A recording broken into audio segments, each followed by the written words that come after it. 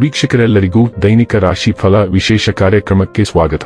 ಇವತ್ತಿನ ಈ ವಿಡಿಯೋದಲ್ಲಿ ನಾವು ವರ್ಷ 2026 ರ ಫೆಬ್ರವರಿ ತಿಂಗಳಿನ 12ನೇ ತಾರೀಕಿನ ದಿನದನು ರಾಶಿಯ ಫಲಗಳನ್ನು ತಿಳಿದುಕೊಳ್ಳಲಿದ್ದು, ಈ ದಿನದನು ರಾಶಿಯ ಜಾತಕದವರ ಪಾಲಿಗೆ ಹೇಗೆ ಸಾಬೀತಾಗಲಿವೆ, ಈ ದಿನ ಗ್ರಹ ನಕ್ಷತ್ರಗಳ ಸ್ಥಿತಿಗತಿಗಳೇನು ಮತ್ತು ಇಲ್ಲಿ ಉಂಟಾಗಲಿರುವ ಯೋಗಗಳ್ಯಾವುವು, ಈ ಯೋಗಗಳ ಪ್ರಭಾವ ನಿಮ್ಮ ಮೇಲೆ ಹೇಗೆ ಕಾಣಿಸಿಕೊಳ್ಳಲಿದೆ, ಜೊತೆಗೆ ಈ ದಿನಗಳಂದು ನೀವು ಹೊಂದಿರಬೇಕಾದ ಎಚ್ಚರಿಕೆ ಏನು ಅನ್ನೋದೆಲ್ಲವನ್ನ ವಿಸ್ತಾರ ರೂಪದಲ್ಲಿ ಇಲ್ಲಿ ತಿಳಿದುಕೊಳ್ಳೋಣ. ಮಾಹಿತಿ ತಿಳಿದುಕೊಳ್ಳುವುದಕ್ಕೂ ಮುನ್ನ ನಮ್ಮ ವಿನಂತಿ ಎಂದರೆ, ನೀವಿನ್ನೂ ನಮ್ಮ ಚಾನೆಲ್ ಸಬ್ಸ್ಕ್ರೈಬ್ ಮಾಡಿಲ್ಲವೆಂದರೆ ದಯವಿಟ್ಟು ಈಗಲೇ ನಮ್ಮ ಚಾನೆಲ್ ಅನ್ನು ಸಬ್ಸ್ಕ್ರೈಬ್ ಮಾಡಿ. ಹಾಗೆ ನಿರಂತರ ವಿಡಿಯೋ ಅಪ್ಡೇಟ್ಸ್ಗಳಿಗಾಗಿ ಪಕ್ಕದ ಬೆಲ್ ಐಕಾನ್ ಕ್ಲಿಕ್ ಮಾಡಿ. ವಂಶ ಪಾರಂಪರ್ಯ ಜ್ಯೋತಿಷ್ಯರು ನಂಬರ್ 1 ವಶೀಕರಣ ಸ್ಪೆಷಲಿಸ್ಟ್. ವೃತ್ತಿ, ಉದ್ಯೋಗ, ಮದುವೆ, ಹಣಕಾಸಿನ ಸಮಸ್ಯೆ, ವ್ಯಾಪಾರ, ಆರೋಗ್ಯ ಸಮಸ್ಯೆಗಳಿಗೆ ಫೋನಿನ ಮೂಲಕ ಪರಿಹಾರ. ಇಂದೇ ಕರೆ ಮಾಡಿ. ವೀಕ್ಷಕರೇ, ದೈನಿಕ ರಾಶಿ ಫಲಗಳನ್ನು ತಿಳಿದುಕೊಳ್ಳುವುದಕ್ಕೂ ಮುನ್ನ ಈ ದಿನ ಗ್ರಹ ನಕ್ಷತ್ರ ತಿಥಿಗಳ ಮಾಹಿತಿ ಮತ್ತು ಯೋಗಗಳ ಕುರಿತು ನೋಡೋಣ. ಈ ದಿನವು ಗುರುವಾರದ ದಿನವಾಗಿರಲಿದ್ದು, ಮಾಘ ಮಾಸದ ಕೃಷ್ಣ ಪಕ್ಷದ ದಶಮಿಯ ತಿಥಿ ಇರಲಿದೆ. ದಶಮಿ ತಿಥಿಯು ಈ ದಿನ ಮಧ್ಯಾಹ್ನದ 12:22 ಇರಲಿದ್ದು, ನಂತರದಲ್ಲಿ ಏಕಾದಶಿ ತಿಥಿ ಪ್ರಾರಂಭವಾಗಲಿದೆ. ಜತೆಗೆ ಈ ದಿನ ಮಧ್ಯಾಹ್ನದ 1:42 ಜ್ಯೇಷ್ಠ ನಕ್ಷತ್ರದ ಗೋಚರವಿರಲಿದ್ದು, ನಂತರದಲ್ಲಿ ಮೂಲ ನಕ್ಷತ್ರದ ಗೋಚರ ಪ್ರಾರಂಭವಾಗಲಿದೆ.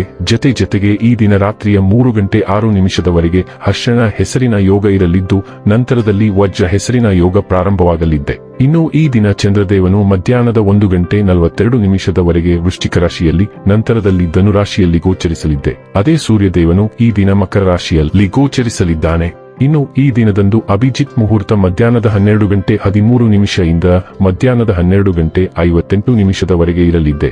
ಇದು ಈ ದಿನದ ಗ್ರಹ ನಕ್ಷತ್ರ ತಿಥಿಯ ಕುರಿತಾದ ಮಾಹಿತಿಯಾಗಿದ್ದು, ಇದರ ಆಧಾರದ ಮೇಲೆ ನಿಮ್ಮ ದಿನಚರಿಯಲ್ಲಿಯೂ ಬದಲಾವಣೆ ಕಂಡು ಬರಲಿದೆ.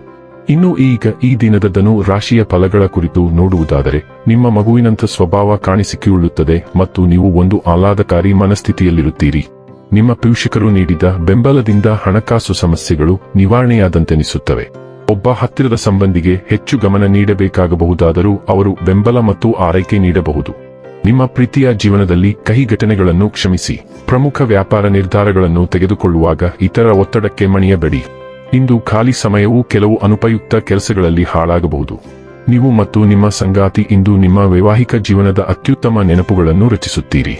ಸಂವಹನ ನಡೆಸಲು ಸಮಯ ಕಳೆಯಿರಿ ಮತ್ತು ಆಪ್ತ ಸ್ನೇಹಿತರು ಅಥವಾ ಕುಟುಂಬದೊಂದಿಗೆ ಒಂದು ದಿನದ ಪ್ರವಾಸವನ್ನು ಪರಿಗಣಿಸಿ.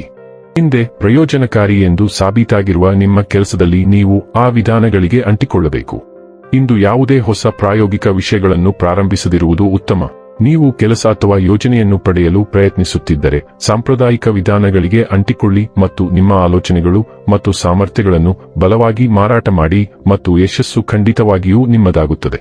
ಆರೋಗ್ಯ ಮತ್ತು ಸ್ವಾಸ್ಥ್ಯ ಬಗ್ಗೆ ತಿಳಿದುಕೊಳ್ಳೋಣ. ನೀವು ಉತ್ತಮ ಆರೋಗ್ಯದ ಪರವಾಗಿದ್ದೀರಿ, ಆದರೆ ಸ್ವಲ್ಪ ಸಮಯದಿಂದ ಫಿಟ್ನೆಸ್ ಹಿಂದೆ ಬಿದ್ದಿದೆ. ಇಂದು ನೀವು ಹಾಸಿಗೆಯಿಂದ ಎದ್ದು ಸ್ವಲ್ಪ ಫಿಟ್ನೆಸ್ ಅಭ್ಯಾಸ ಮಾಡಬೇಕು. ಭವಿಷ್ಯದಲ್ಲಿ ನಿಮಗಾಗಿ ಬಹಳಷ್ಟು ಸಂಗ್ರಹಿಸಲಾಗಿದೆ ಮತ್ತು ನೀವು ಉತ್ತಮ ಆರೋಗ್ಯವನ್ನು ಅನುಭವಿಸಿದಾಗ ಮಾತ್ರ ನೀವು ಪ್ರಯೋಜನಗಳನ್ನು ಪಡೆಯಲು ಸಾಧ್ಯವಾಗುತ್ತದೆ. ಫಿಟ್ನೆಸ್ ಅಭ್ಯಾಸವನ್ನು ಮನೆಯಿಂದಲೇ ಪ್ರಾರಂಭಿಸಬಹುದು. ಡೈಲಿ ಲವ್ ಮತ್ತು ರಿಲೇಶನ್ಶಿಪ್ ಬಗ್ಗೆ ತಿಳಿದುಕೊಳ್ಳೋಣ. ಸಂಬಂಧಗಳ ವಿಷಯದಲ್ಲಿ ಇದು ನಿಮಗೆ ಗೊಂದಲಮಯ ದಿನ. ನಿಮ್ಮ ಸಂಗಾತಿಯ ಕಾರ್ಯಗಳು ಮತ್ತು ಪ್ರೇರಣೆಗಳನ್ನು ನೀವು ಅರ್ಥಮಾಡಿಕೊಳ್ಳಲು ವಿಫಲರಾಗುತ್ತೀರಿ. ನಿಮ್ಮಲ್ಲಿ ಅಸ್ಪಷ್ಟವಾದ ಆತಂಕ ಮತ್ತು ಅತೃಪ್ತಿ ಉಂಟಾಗುವ ಸಾಧ್ಯತೆ ಇದೆ. ಎಲ್ಲವನ್ನೂ ಸರಿಪಡಿಸಲು ನೀವು ಸಮಯ ನೀಡಬೇಕು.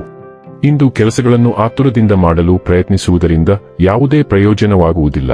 ಬದಲಿಗೆ ನಿಧಾನವಾಗಿ ತೆಗೆದುಕೊಳ್ಳಿ ಮತ್ತು ಪರಿಸ್ಥಿತಿ ತನ್ನಿಂದ ತಾನೇ ಬಗೆಹರಿಯುತ್ತದೆ. ವೃತ್ತಿ ಮತ್ತು ಹಣ ಬಗ್ಗೆ ತಿಳಿದುಕೊಳ್ಳೋಣ. ಆಫೀಸ್ ಪ್ರಣಯವು ನಿಮ್ಮನ್ನು ಅಯಸ್ಕಾಂತದಂತೆ ಆಕರ್ಷಿಸುತ್ತಿದೆ.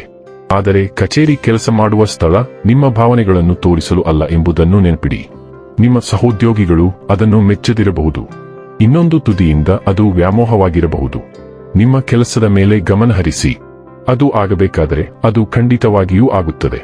ಇಲ್ಲದಿದ್ದರೆ ಅದು ಗಾಳಿಯ ಹೊಡೆತದಂತೆ ಹಾದುಹೋಗುತ್ತದೆ. ಅದನ್ನು ಕ್ರೀಡಾಸಕ್ತಿಯಿಂದ ತೆಗೆದುಕೊಳ್ಳಿ. ಇನ್ನು ಕೊನೆಯದಾಗಿ ಈ ದಿನ ಮಾಡಿಕೊಳ್ಳಬೇಕಾದ ಉಪಾಯಗಳ ಕುರಿತು ನೋಡುವುದಾದರೆ, ವ್ಯಾಪಾರ ಜೀವನದಲ್ಲಿ ಸಾಧನೆಗಾಗಿ ಅಗತ್ಯವಿರುವವರಿಗೆ ಕೆಂಪು ಮಸೂರವನ್ನು ದಾನ ಮಾಡಿ. ವೀಕ್ಷಕರೇ, ಇದಾಗಿತ್ತು ಧನು ರಾಶಿಯ ಜಾತಕದವರ ದೈನಿಕ ರಾಶಿ ಫಲದ ಮಾಹಿತಿ ಇಷ್ಟವಾದರೆ ವಿಡಿಯೋವನ್ನು ಲೈಕ್ ಮತ್ತು ಶೇರ್ ಮಾಡಿ. ಹಾಗೆ ಚಾನೆಲ್ ಸಬ್ಸ್ಕ್ರೈಬ್ ಮಾಡುವುದರ ಜೊತೆಗೆ ನಿರಂತರ ವಿಡಿಯೋ ಅಪ್ಡೇಟ್ಸ್ಗಳಿಗಾಗಿ ಪಕ್ಕದ ಬೆಲ್ ಐಕಾನ್ ಕ್ಲಿಕ್ ಮಾಡಿ.